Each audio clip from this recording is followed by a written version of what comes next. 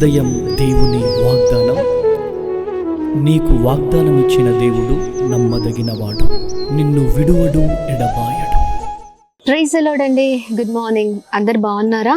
ఈ ఉదయకాల సమయంలో అందరికి ప్రత్యేకమైన శుభములు తెలియచేస్తూ ఉన్నాను. దేవుడు మిమ్మల్ని, మీ కుటుంబాలను దీవించి సకల సమృద్ధి చేత ఆశీర్వదించును గాక. అనుదినం మరి ప్రతిరోజు కూడా దేవుడు చక్కగా మనతో మాట్లాడుతున్నారు. అనేకమైన విషయాలను తెలియచేస్తున్నారు. ఎలా ఉండాలి, ఎలా బ్రతకాలి, ఎలా ముందుకు సాగాలి, ఇలా ప్రతి విషయంలో ఎంతగానో దేవుడు మనలో ధైర్యాన్ని నింపి మనల్ని నడిపిస్తూ ఉన్నారు కదా. మరి ఈ ఉదయకాల సమయంలో కూడా దేవుడు అద్భుతకరంగా మనందరితో మాట్లాడనే ఉన్నారండి. మరి ఇంకెందుకు ఆలస్యం, ఈ ఉదయకాల సమయంలో దేవుడు మనందరితో మాట్లాడుతున్న ప్రత్యేకింపబడిన మాటలు 11వ కీర్తనలు 7వ వచనం. యథార్థవంతులు ఆయన ముఖదర్శనము చేసెదరు. ఆమేన్. అద్భుతకరమైన మాటలు కదండి. యథార్థవంతులు ఆయన ముఖదర్శనము చేసెదరు. ఎంతమందికి ఈ ఉదయకాల సమయంలో ఈ మాటలు అర్థమవుతున్నాయి? యథార్థవంతులకు దేవుని ముఖ దర్శనము. మరి చక్కగా యథార్థవంతులు ఎంతైతే దేవుని సన్నిధిలో మొరపెడతారో, అడుగుతారో, దేవుని సన్నిధిలో ఏ విషయాలను బట్టి మొరపెడుతున్నారో వాటినన్నిటి విషయములు దేవుడు కృప చూపించే దేవుడై ఉన్నారు. ప్రాముఖ్యంగా ఆయన ముఖ దర్శనాన్ని మరి యథార్థవంతులు చూస్తారు. చాలాసార్లు అంటూ ఉంటారు, నేను ఎన్నిసార్లు ప్రార్థన చేసినా నా ప్రార్థనకి జవాబు రావట్లేదండి, లేకపోతే నేను దేవుని మహిమను చూడాలనుకుంటున్నాను, నేను చూడలేకపోతున్నాను, దేవుని ముఖ దర్శనం చూడాలనుకుంటున్నాను, చూడలేకపోతున్నాను. ఇలా చాలా విషయాలుగా దేవుడు ఎలా మాట్లాడతారండి? ఇలా చాలా మందికి చాలా ప్రశ్నలు ఉన్నాయి కదా. ఈ రోజున దేవుడు ఎవరికి అతి సమీపంగా ఉంటారంటే యథార్థవంతులకు. ఎవరైతే వారి చెడును విడిచిపెట్టి, ఎవరైతే వారి చెడు మార్గాలను పక్కకు పెట్టి, ఎవరైతే దేవునికి సన్నిహితంగా జీవిస్తారో, చక్కగా యథార్థముగా ప్రతి విషయంలో ఉంటారో, ఎక్కడున్నా, ఏ విషయంలో, ఏ పని చేస్తున్నా నా దేవుడు నన్ను చూస్తున్నారు, నా దేవుడు ఖచ్చితంగా మరి నన్ను చూసి నెడల కృప చూపించే దేవుడని ప్రతి విషయంలో జాగ్రత్తగా నడుచుకుంటారో, ఇదిగో వారికి దేవుని ముఖ దర్శనం కనపరచబడుతుంది.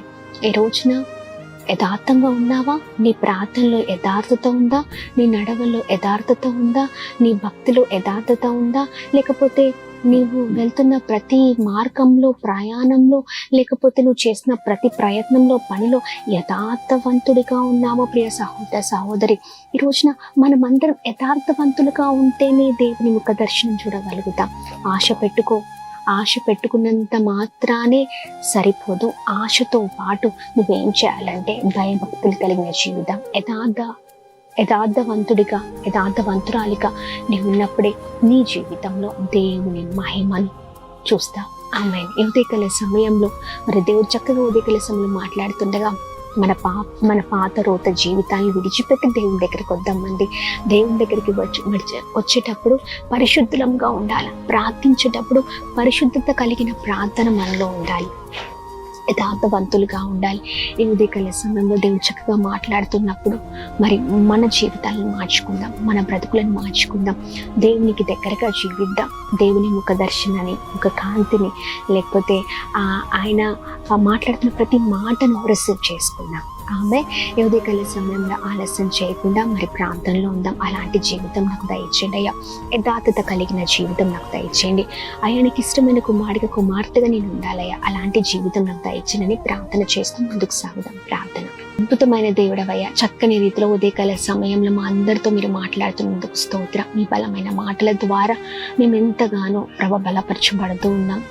ఇదిగోండి, యథార్థవంతులుగా మేము ముందుకు సాగినప్పుడు మీ మహిమను అయా మా జీవితంలో చూస్తాం. యథార్థవంతులు అయా మీ ముఖ దర్శనాన్ని చూసేదారు.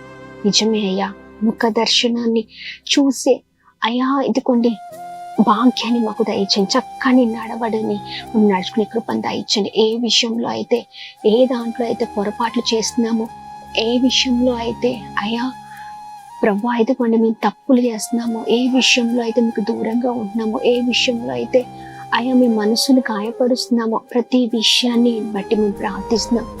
మా బలహీనతలన్నింటినీ మీ చేతులకు అప్పగిస్తున్నాం.